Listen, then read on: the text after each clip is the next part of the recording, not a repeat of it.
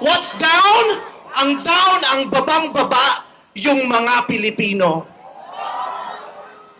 Kaya sa ngalan ng lahat ng mga kapwa ko artisang nasa entablado ngayon, pati na rin yung mga artisang nasa baba at nasa iba't ibang lugar na nakikisama sa amin, binabati po namin kayong lahat. Mabuhay kayo, mga kapwa namin Pilipinong nanakawan ng gobyerno. Mabuhay kayo. Yan ang pagbati natin sa isa't isa.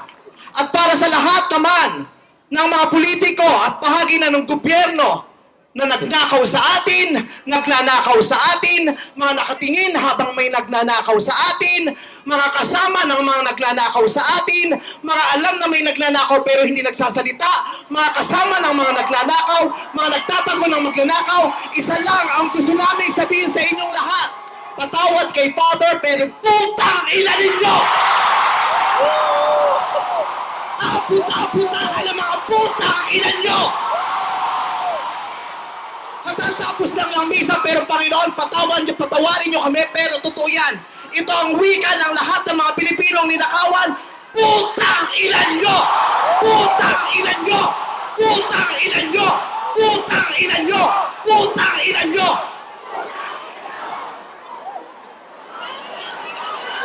Putang ina nyo!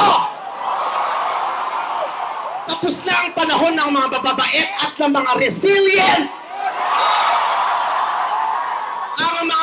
Ang mga mababait, ginago. Ang mga resilient, tinarantado. Hindi nauubra sa atin yung bait-baitan, kimi-kimian, tahimik-tahimikan, patawad pero hindi po. Hindi ko sisimplihan, hindi ko babaitan ang mensahe ko ngayon dahil hindi naman sila mababait. Sa katunayan, mga hayop sila. So bakit natin babaitan ang mensahe natin? Hindi natin kakalmahan ang mga salita at kilos natin dahil deserve nila ang galit, ang pikon, at poot ng mga nanakawang Pilipino. Hindi tayo pwedeng kumalma. Hindi pwedeng iiyak lang. Hindi pwedeng magtitiis lang, hindi tayo kakalma. Hindi ko kayang maging magalang sa kanila dahil mga bastos sila. Mga salaula sila at mga baboy sila. Hindi natin kayang maging mabait sa kanila dahil mga walang ya sila. Hindi pwede. Hindi pwede. Yung mabait ka lang, mabuting asal ka, hindi uubra sa kanila ang mabuting asal at mabait lang kasi nga mga demonyo sila. Kaya tama yan. Sumigaw lahat ng galit. Lahat ng galit na galit. Ang hindi matatapos ang galit bukas. Ang iparirinig ang galit hanggang hindi makulong ang mga putang inang magnanakaw. Hindi tayong pwede magalit lang ngayon. Kailangan hanggang bukas, kailangan sa susunod na linggo, kailangan sa susunod na buwan, hanggang umabot ng ilang taon hanggat hindi sila nauubos. Walang mawawala sa atin kasi ubos na tayo. Kaya ang gagawin natin ngayon ay babawi na tayo. Ikulong ang mga magnanakaw. Para sa akin, hindi nga sapat ang kulong. Dapat patayin ang mga korap na magnanakaw. Ibalik ang death penalty para sa mga korap. Para patayin ang mga magnanakaw, ikulong pati pamilya nila. Dapat gumawa ng batas ang pamahalaan para ibalik ang death penalty. Pasensya na po, Father. Alam kong ayaw mo ng death penalty. Ipagdasal mo na lang ako. Ibalik ang death penalty para sa magnanakaw. Dahil ang magnanakaw, ang corrupt na public official, hindi ko natatawag na public official, ang corrupt na politiko ay higit pa sa mamamatay tao. Ang corrupt na politician ay higit pa sa magnanakaw. Ang corrupt na politician, ang corruption ay higit pa sa terorismo. Ang mga terorista, namimili lamang ng lugar at panahon kung kailan aatake.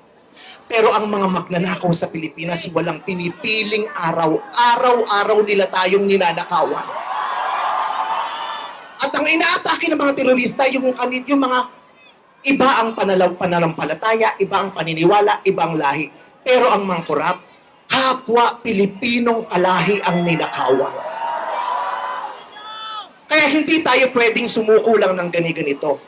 Kaya hinahamon ka namin, Pangulong Bongbong Marcos, kung gusto mong magkaroon ng magandang legasiya, ang pangalan mo, ipakulong mo lahat ng magnanakaw. Nakatingin kami sa iyo, Pangulong Bongbong Marcos. At inaasahan ka namin, hindi dahil sa idol ka namin, kundi dahil sinuswelduhan ka namin at inaasahan namin na tutuparin mo ang inuutos naming mga employer mo. Kami ang nagpapasahod sa inyo. Tapos na ang panahon na natatakot tayo sa gobyerno. Takutin natin ang gobyerno dahil ang kapangyarihan nasa sa atin, wala sa kanila. Nakatingin kami sa inyo. Ipakulong lahat ipakulong. Bawiin ang mga ari-arian. Bawiin ang mga ari-arian. Pati atay, i-donate, ibigay ang atay. Pati mata, i-donate, walang ititira kasi nga, hindi tayo pwedeng maawa dahil mga putang ina nila. Maraming salamat sa inyong lahat. Sasamahan namin kayo hanggang mamaya. Isa pa, putang ina nyo! Father, I Sobra na, tama na. Sobra na, tama na. Sobra na, tama na. Okay. Kulong na yan! Kulong na yan. Kulong na yan! Mga kurakot! Kulong na yan! Mga... Okay, sige po. Ramdam niyo po ba yung galit niya? Hindi halata.